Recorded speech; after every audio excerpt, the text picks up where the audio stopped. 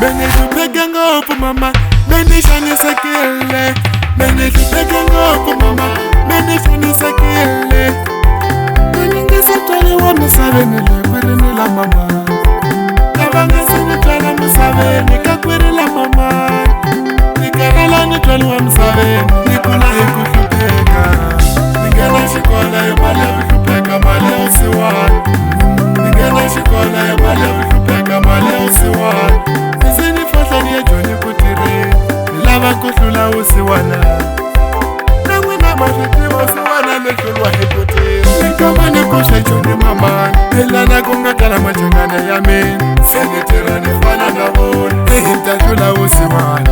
Se ni tirha ni fana na vona. Xikwembu xi ni pfunile mina, xi sungula ku endla swa mina.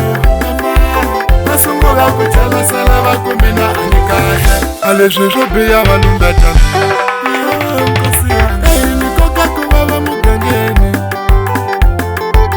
a xitshungu xi yela kala i vali hi mino. Le ku xava hi vetiyela,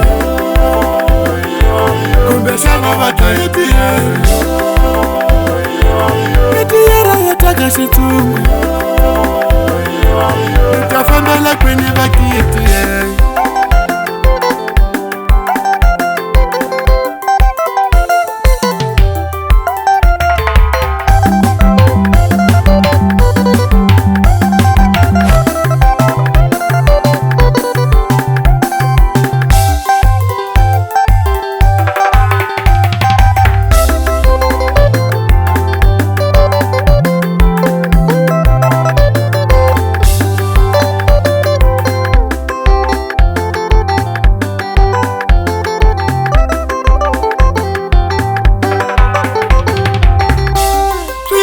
Vanhu va misava swi yo yini n'wina, swi yo yini vanhu va misava, swi yo yini.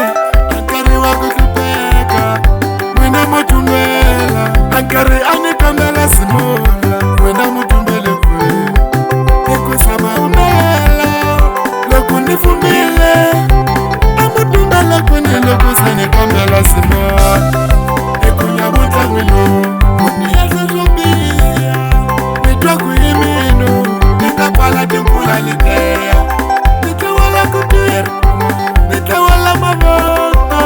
Lawa ni nga nyikiwa hi Xikwembu xa matimba, humaka Jehovha. Lawa ni nga nyikiwa hi Xikwembu xa matimba, vusiwana hi sukela kule. Lawa ni nga nyikiwa hi Xikwembu xa matimba, anda swi chava. Lawa ni nga nyikiwa hi Xikwembu xa matimba, a xitshungu xi yela kala i vali hi mino.